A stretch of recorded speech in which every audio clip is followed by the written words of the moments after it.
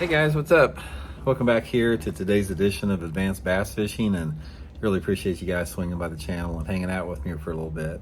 And guys, today I want to talk about something that everybody has to deal with, and that is how often should you change your fishing line?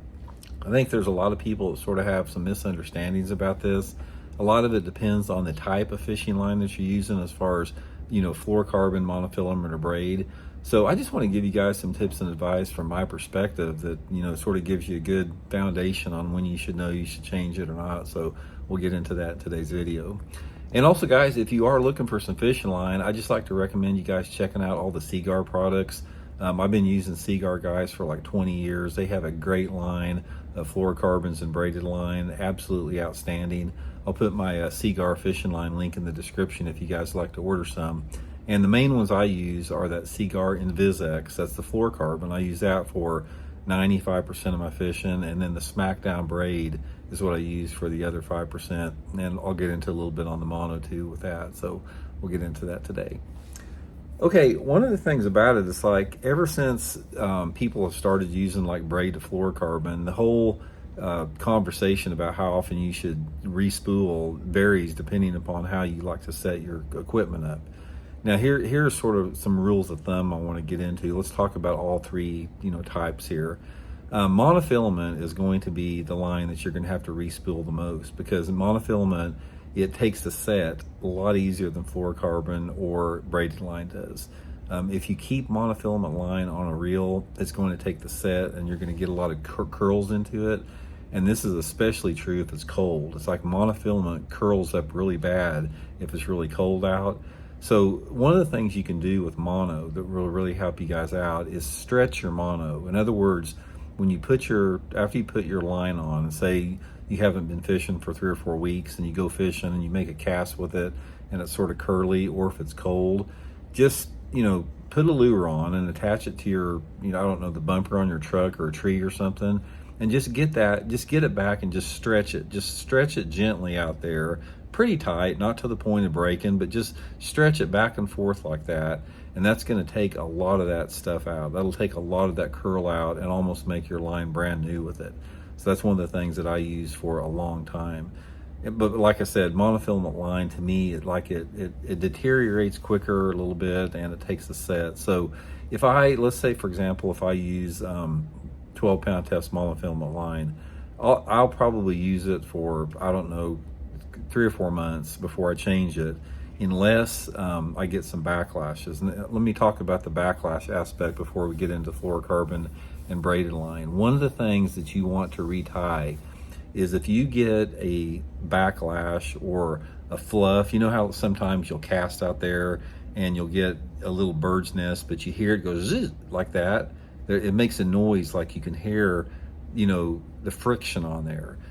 Guys, you always want to respool after that, because if you make a cast, say you make a long cast, and a third of the way into that cast you get some type of a backlash where you have to pick that backlash out, it doesn't matter if it's braided line or fluorocarbon or mono. It's worse on fluorocarbon than anything.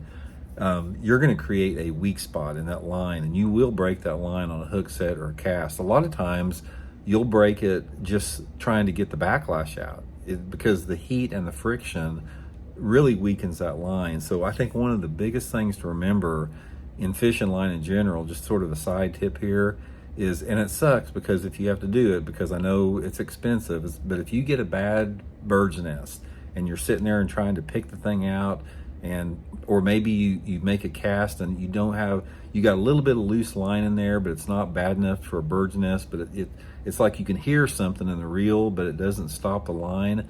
You're smoking that line, and you have got to respool that. I know, like I said, it's a bad deal when it happens, but it will cost you a fish.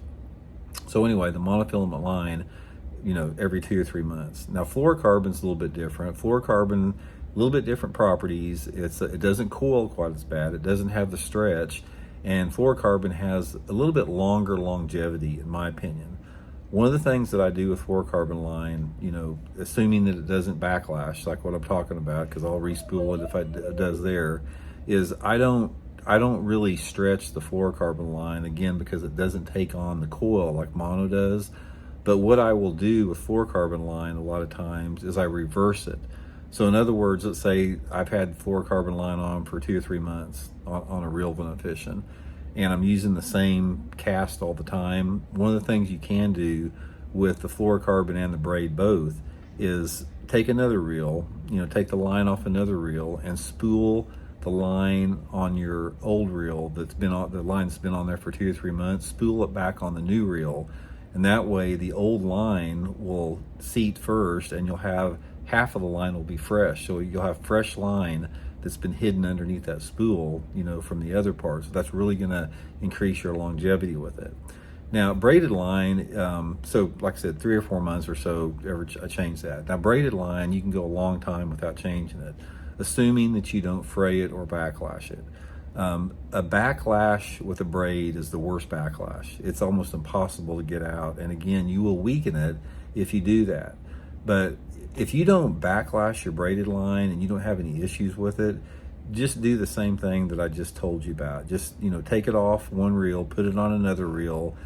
In addition to having fresh line, you're going to have your color back to normal, because the longer that you use braided line, the more the color fades off of it, gets deteriorated. So if you respool it onto a different reel, you're going to have that fresh color braid again. But you can literally, especially if you're fishing braid as a main line or a topwater lure, you can leave it on for a year as long as it's not damaged.